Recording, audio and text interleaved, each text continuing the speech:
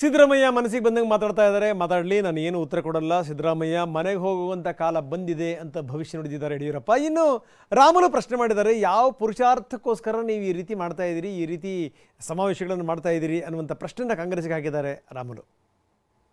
ಕಾಂಗ್ರೆಸ್ ಅವರು ಏನು ಮಾಡ್ತಾ ಇದ್ದಾರ? ಏನು ಯಾತ್ರದು?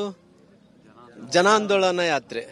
ಯಾವ ಪುರುಷಾರ್ಥಕ್ಕೋಸ್ಕರವಾಗಿ ಜನಾಂದೋಲನ ಯಾತ್ರೆ ಮಾಡ್ತಾ ಇದ್ರಿ?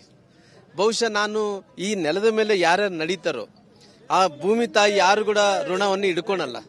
ನೆಲದ ಮೇಲೆ ನಡೆದಂತ ತಾಯಿ ಯಾರು ಋಣವನ್ನು ಕೂಡ ಹಿಡ್ಕೊಳಲ್ಲ. ಬಹುಶಃ ನಾನು ಇವತ್ತು ಸಿದ್ದರಾಮಯ್ಯರಿಗೆ ನೆನಪು ಮಾಡಿಕೊಡ್ತೀನಿ. ಇವತ್ತಿಗೆ 14 ವರ್ಷ ಹಿಂದ್ಗಡೆ ಬಹುಶಃ ಸಿದ್ದರಾಮಯ್ಯನವರೇ ಬಳ್ಳಾರಿ ತನಕ ಪಾದಯಾತ್ರೆಗೆ ಬಂದರು. ಯಾವ ರೀತಿಯಲ್ಲಿ ಶ್ರೀರಾಮಚಂದ್ರ ಪ್ರಭು 14 ವರ್ಷಗಳ ಕಾಲ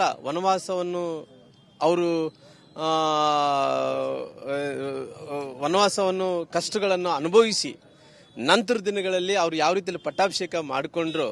ಈ 14 ವರ್ಷಗಳ ಹಿಂದಗಡೆ ಕೂಡ ಅವತ್ತು ಮುಖ್ಯಮಂತ್ರಿಗಳು ಸಿದ್ದರಾಮಯ್ಯನವರು ಇವತ್ತಿದ್ದಾರಾಗಲಿ ಅವತ್ತಿದ್ದಿಲ್ಲ.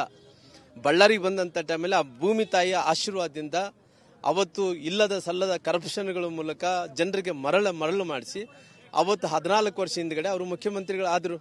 ಅಲ್ಲಿ ಬಂದು ಬಳ್ಳಾರಿಗೆ ಬಂದರು, ಮುಖ್ಯಮಂತ್ರಿಗಳಾದರು.